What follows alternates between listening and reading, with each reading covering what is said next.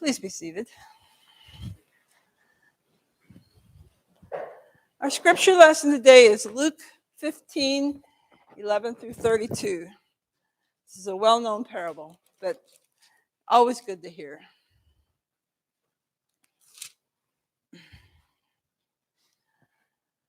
Jesus said, "There was a man who had 2 sons. The younger of them said to his father, 'Father, give me the share of the property that will belong to me.' So he divided his property between them. And a few days later, the younger son gathered all he had and traveled to a distant country. And there he squandered his property in dissolute living. When he had spent everything, a severe famine took place throughout that country, and he began to be in need. So he went and hired himself out to one of the citizens of that country, who sent him to his fields to feed the pigs. He would have gladly filled himself with the pods that the pigs were eating, and no one gave him anything. But when he came to himself, he said, 'How many of my father's hired hands have bread enough to spare? But here I am dying of hunger.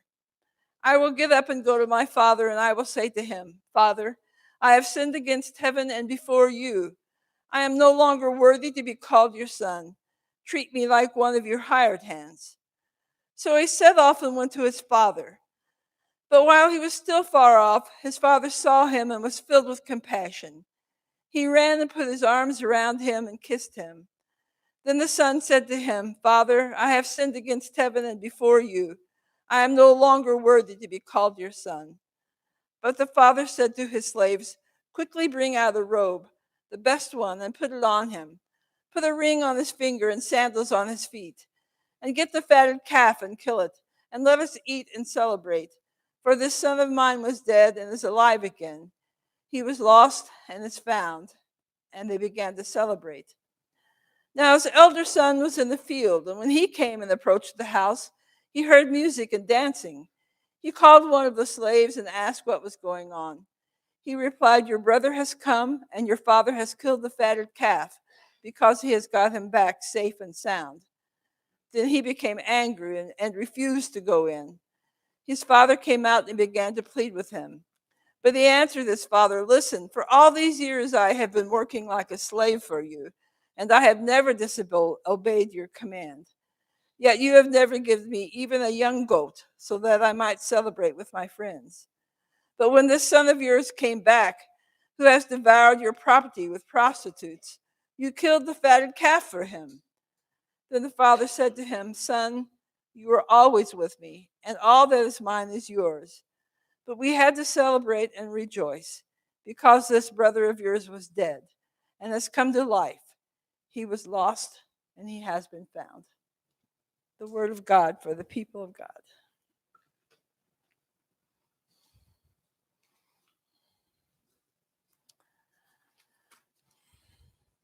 My dad was the oldest of 12 children. His family lived a hard scrabble life, growing up during the Great Depression, sometimes homeless, always hungry. His dad left his family and my grandmother when their last child was not yet a teenager, leaving my dad and his oldest brother to take on the job of raising the kids who were still at home. My dad took the job of caring for his mom and siblings seriously, even though he was already married to my mom and they soon had a child of their own. We grew up knowing that family, for him and for us, was much, much more than just our folks and us girls. It was anyone in our huge extended family that needed help, needed a place to sleep, a place to live, a warm meal, and a lot of love. There was always room for another at the table. My dad raised us with rules and expectations, but he raised us in a home full of love, a home where he and my mom welcomed not only family, but friends and acquaintances, urging us to be open to the lives of others, to learn from them, to understand that everyone deserved love and respect. I don't know how my parents learned this lesson so well, coming up with hard lives and poverty.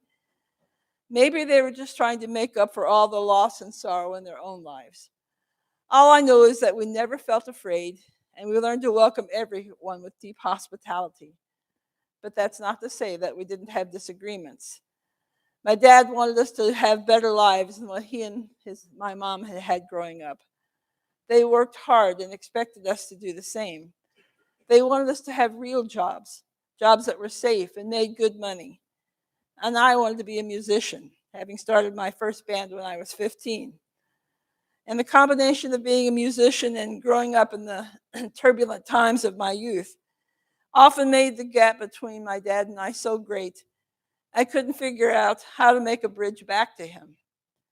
Eventually, I left home, left the state, and left my family behind and started searching for, well, I wasn't really sure what I was searching for, but I didn't think I could find it at home.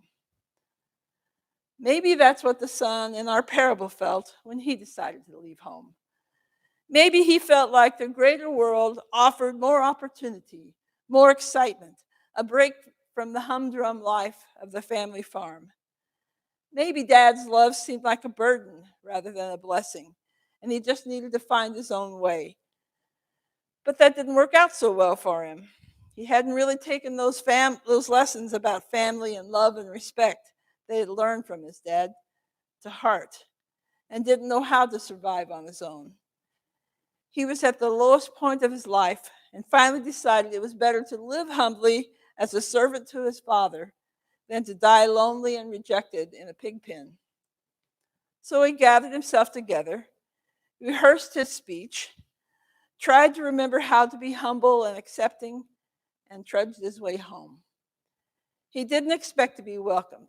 He didn't expect to be brought back into the family as a beloved son. He just wanted a roof over his head and a bite to eat. But his dad must have been watching for him, praying that he would come home, and setting aside the disregard his son had for him.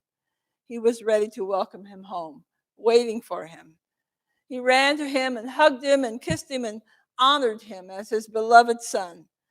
There were no harsh words, no recriminations, just extravagant welcome, love with no boundaries, joy that a lost child had found his way home. Everything the father did was far outside the boundaries and expectations of that day. But this story is really about two things. It's about love and forgiveness. His running to meet his son is an expression of love so strong that one is willing to cast one's dignity to the winds, to put aside power and position for the good of another. Any of us who are parents know the feeling of being angry and hurt by the actions of your child at some time, but yet knowing that you love them beyond words and want the best for them. And I know there were times I drove my parents crazy, and that my daughter and I had our own disagreements, but I always loved her and wanted what was right and good for her. And as upset as you can be as a parent, you don't want others to talk bad about your kid. So I understand that father running toward his son with open arms and open heart, showing to the disapproving neighbors that his love and forgiveness knew no bounds. Yet at the same time, reassuring his older son that his love for him had never changed and that he loves him just as deeply, although the older son had a hard time hearing that. I also know that there are those among us who haven't experienced this kind of parental love, that ever-loving, non-judgmental type of love. There are those who were physically, emotionally, or spiritually abused by their dad, who never heard a kind word or had a full stomach. There were those who may have been kicked out of the house at an early age and were never welcomed back through no fault of your own. Even if you have an ideal family life, there are always hurts and disagreements that stick with you through the years. Perhaps this is where we need to talk about forgiveness and the blessing it can be to your own spirit, the freedom it can give you to be loved even after living through crippling pain. As some of you know, I have worked as a hospice chaplain for many years, and there's a doctor named Ira Byock who has written a book called The Four Things That Matter Most. He suggests that in order to bring peace and order to your life and your family relationships, these four things are important for all of us to think about, not just when someone is dying, but whenever there is a break in the family, our words of hope and healing need to be said. These four things can bring peace to your heart. His first suggestion was to say, please forgive me. No matter what your relationship is, there are times when there has been pain and misunderstanding involved. For most of us, these are just minor hurts and misunderstandings we are asking to be forgiven. But in some, it is years of pain and rejection we have carried in our hearts. And why should we ask the person who was cruel to us for forgiveness? I say because it might open a closed door, a pathway to understanding why the person was the way they were. So you ask their forgiveness, not forgiveness for who you are, but forgiveness for not ever being able to figure out how to love them. And maybe they won't be able to return and ask forgiveness from you, but you will have opened a door for them to step through if they choose. And it will free your heart and take the burden off your heart and perhaps start the healing of a lifelong hurt. The second thing that Dr. Bayak says to say is, I forgive you. I realize that some things seem unforgivable, especially when pain or betrayal or even death is involved. But truly forgiving someone frees you. Just saying the words can start the healing. It allows you not to drag your very soul down with the ongoing pain and the constant questioning. You just give it to God, and you find forgiveness for the other person. And sometimes it means finding forgiveness for yourself too. Lay aside the blame and just walk into the light instead of into the darkness. The third thing to say is to say thank you. Say thank you for any good experience you've had or for lessons learned, even painful ones, that allowed you to move past the hurt and move toward the good person that God calls us to be. Say thank you for having a life to live, for having a life that allows you to love. And the fourth thing to say, and one that we should probably say every day, is, I love you. And sometimes this is the toughest one to say, unconditional love. But opening your heart to love and forgiveness can bring you freedom and the joy that is yours to have. If anger and hatred is going to stop, then it has to stop with you. Opening doors so people can have a chance to talk begins by treating yourself with patience, acceptance, and love so you can treat others the same way.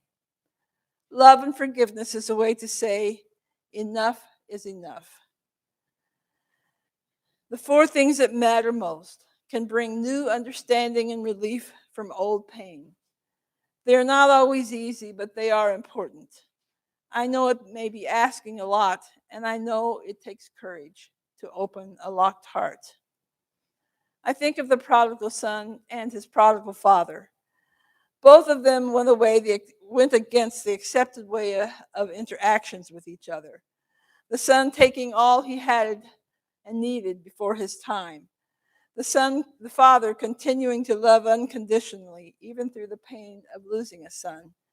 Through the censure from the community when he welcomed him home with love and acceptance. I think Jesus told us this story to remind us that our loving God is not one who condemns us and stops loving us, but rather one who welcomes us home every time we falter, every time we fall down and need a hand to lift us up. I think Jesus is saying to us that the prodigal father, the one who loves you through the hurt and pain, and that is there for us always, and that we can model our lives after his example too.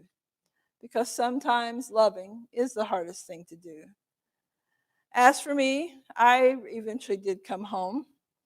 You can tell that because I'm here now.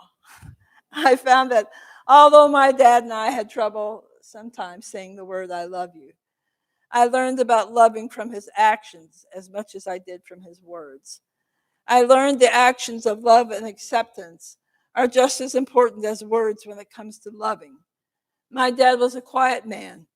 He had a hard time saying, I love you, but his life and his work spoke more about him than words ever could. And although I always tell people I love them and think it's important, I also pray that my actions speak as loudly and gracefully as did my dad's. Amen.